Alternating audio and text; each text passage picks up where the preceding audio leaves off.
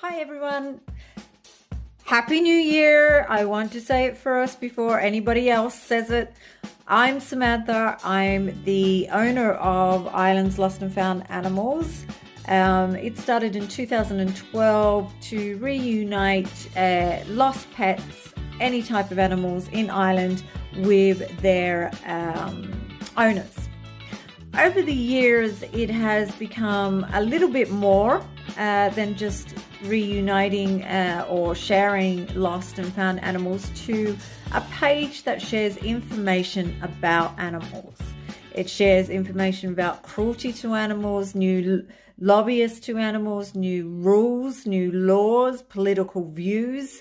It has become somewhat of a community of a lot of different types of people. And I've been involved in some very good conversations on that particular page, and there are a lot of very intelligent people, I would say, involved in Islands Lost and Found Animals in the group page that check it daily and get involved with conversations. And for that, I thank you. And I thank you for the support of not just getting involved, giving your opinion, saying how you feel, but also sharing the information. Through the page, I've met friends. I have had people contact me over things, and we've become friends on Facebook and so forth. What I would like you to do as an end of year favor for not just me, but for everybody on Islands Lost and Found Animals, is you may be aware that we have been campaigning for Ashtown Pound. Now, there are a lot of organizations and campaigners involved in this, and we all talk together. We're separate groups, but we share information and we talk together. So we have a lot of information of what's going on. There is a current open Garda investigation. It is still ongoing. And for those people that are a little bit frustrated about it, remember the time of year and the situation with COVID. It is kind of taken a back seat at the moment with New Year's, Christmas, going back into level 5 restrictions, but you can guarantee next year it's going to pick up again. I hope. Their investigation was into vets and the manager giving lethal doses of Dotalol, which is a substance, if you don't know it, it's a substance that they use to euthanize animals and humans as well. And if I've read the book on how it's done, I've read the vet procedures on what it's,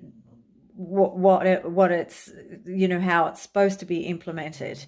And it is not supposed to be implemented in food, and then the dog just left in a kennel to die by itself. One of the reasons for that is because there's a margin of error with every drug. And if you give a dog the wrong amount, it won't die, and it will be in incredible, excruciating pain. And that's why a vet has to stand there until the end, so he or she is aware of what's going on, and should there be any unfortunate mishaps like that, they deal with it immediately.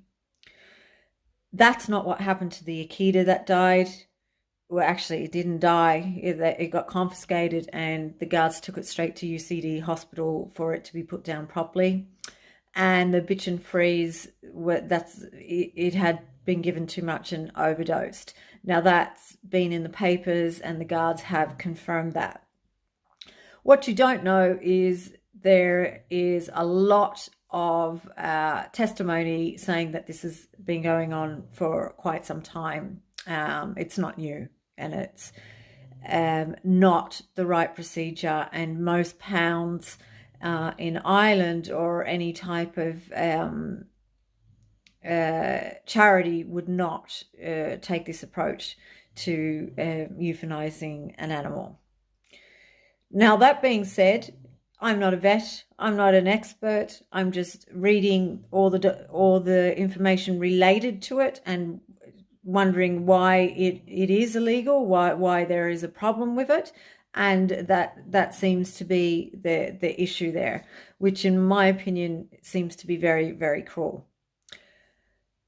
On foot of that, there are other situations with the pound that many people have seen firsthand, and that includes cleanliness, it includes dogs' health being walked regularly, it includes restricted breeds being put into dark cells. There are testimonies of dogs being surrendered, mother dogs with their puppies being surrendered, and instead of the pound trying to rehome them, they euthanize them on the spot within an hour. Now, that to me is not, this is not what a normal animal charity would not do anything like that, but Ashtown Pound has. So we need to close that pound. It can't. A pound that has been operating like that for so many years has become a culture. And that culture, in my opinion, cannot be changed. It cannot be changed unless it's new owners and new management. On top of that, there are a lot of other horrific stories that I can't validate. I've only heard, so I won't say on this video the things that I have said. I can validate because I know the people that actually saw and can testify to what actually happened. I'd like to give a big congratulations to the whistleblower of Ashtown Pound who has opened up this data inquiry. I would also like to say that Ashtown Pound is filled with staff that have been subject to a culture. And when a person goes into a culture and they need the job and they need the money, the environment changes their perspective. What they think they may have thought was wrong, they rationalize. It's a normal psychological model to rationalize what's going on and continue doing it. So I don't want people to be angry at staff at Ashtown Pound. I don't want people to be angry at anyone who is part of Ashtown Pound. All I want to point out is it has to close now, and we have to have an animal charity step in. An animal charity that we know look after animals and love animals and put the animals' welfare first and foremost.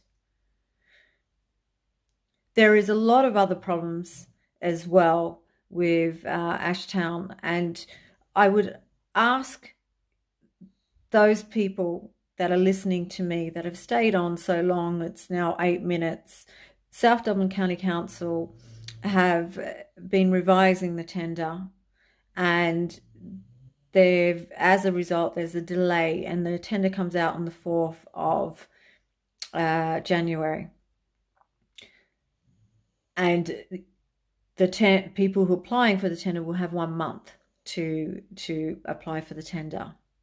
Now, you have to fill those tender requirements. They can't just give it to anyone. That is the law. You can't just anyone apply if you don't fulfill the tender requirements. And I can honestly say that Ashtown Pound will fill most of those tender requirements. If you are in a position or you know someone in South Dublin County Council who can go for it, please ask them just to do it. Just to go for it. Don't put up any walls or barriers. Just do it. If you love animals, particularly dogs, try to help somehow. And for those of you that are not in a position to do this, could you please go on to South Dublin County Council Twitter page and Facebook page, and can you ask them what the new tender requirements are? Can you also ask them what happened to the dogs this year in 2020 or 2019? Ask them where the dogs went to, who owns the dogs now, are they still alive, were they microchipped, and were they given dog licenses? Because it's a pound service for the government, and it's the law to microchip and license your dog. So it would seem that Ashtown Pound give dogs away without any license or any microchip, and no one ever hears from them again. We don't know what's happened to those dogs. Those dogs could be anywhere. I want you to think about that. For a profit running business, do you think they actually care about where the dogs end up? That's a question I'm asking you. And as a legal question, is it against the law for them to be giving dogs to people without a license or without a microchip? According to Dogs Trust, it is, because I got my dogs from Dogs Trust. I couldn't pick them up until I had a dog license, and they microchipped them for me, and it cost me €150. So when you get a dog from the pound, I think it's €50 you're paying. Where is that money going to? What is that money going to? Is it going to a license? Or is it going to a microchip? Costs more than that, I think. Maybe someone can explain that in a post or in a comment, or maybe I have 5,000 on this page.